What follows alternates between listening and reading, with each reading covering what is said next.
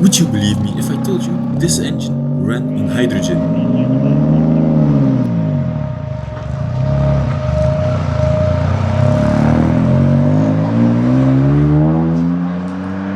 No? You don't believe me? Well then, let me take you with me to find out how this type of hydrogen combustion engines actually work and where they could be useful.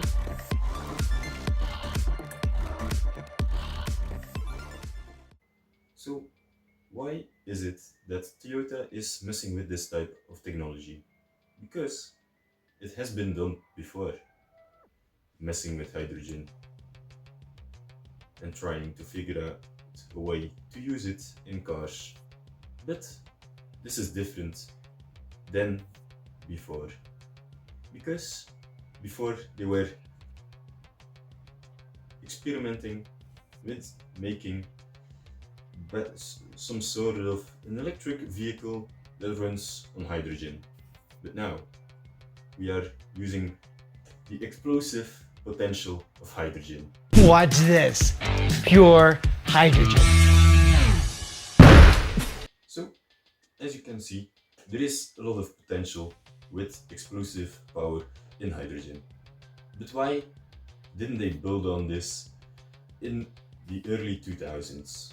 Well, the biggest reason for this is because when we put the two side by side, we can see that using a combustion engine usually means you get less favorable power output from what is actually inside of the material or the gases. Because when we look at the hydrogen batteries, we can see that we get an efficiency of around 60%. But for the hydrogen ICE engines, this is only 30 to 40%. So you can get a more efficient car with the electric approach. But that's not stopping Toyota.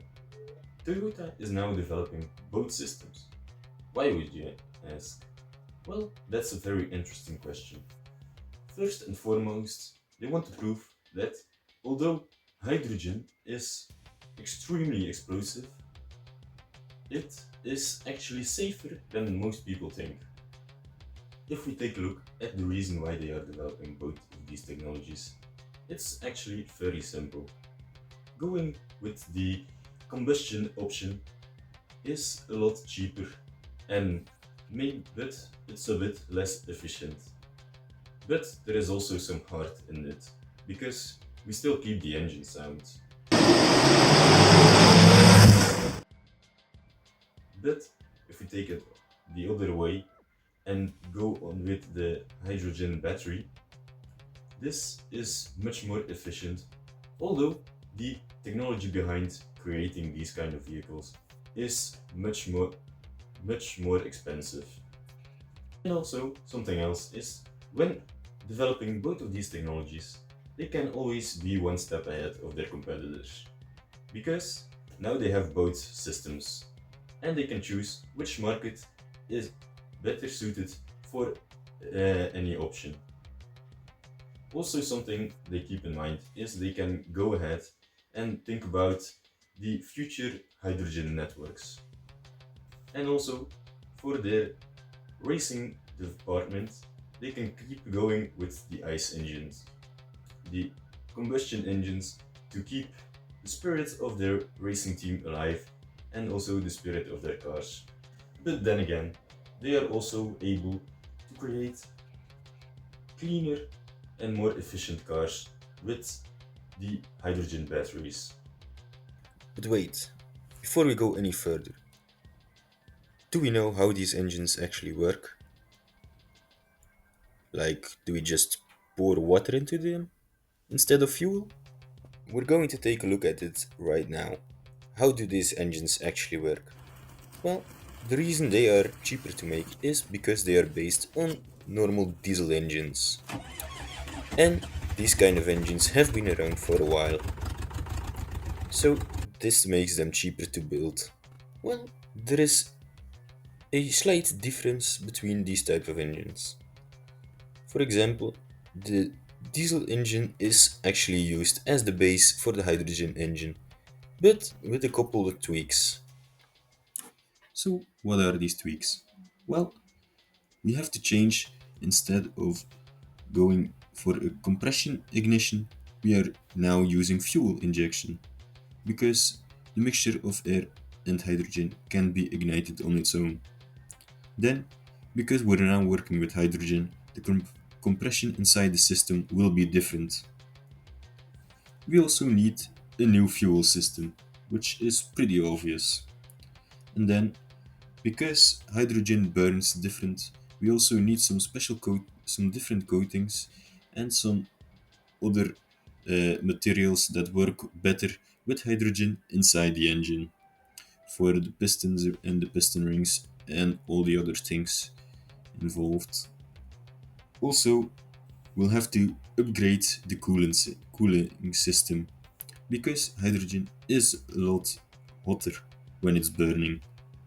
And then for the after treatment, we also need a different exhaust system because we have to filter out the nitrogen oxides out of the mixture when it has burned.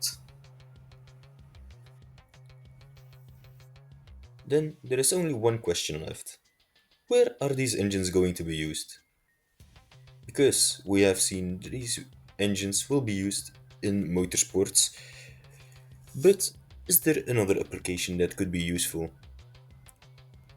Well, as a matter of fact, there is. And this is in heavy machinery, because these heavy machines are not really made to add a lot of batteries to them, because this would severely limit their potential, because adding all these batteries would add lots and lots of weight, and that's not really a good thing, especially considering these machines are already so heavy just in order to perform what they are made for. And also, adding a power grid up to this remote locations these machines are mostly used in would also be a big challenge. And adding just a small hydrogen pump would be a lot simpler, because it would be the same as we do with fuel right now.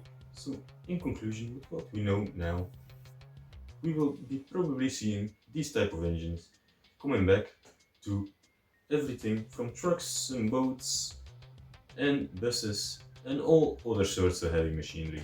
So be sure to watch out for that. And also in racing.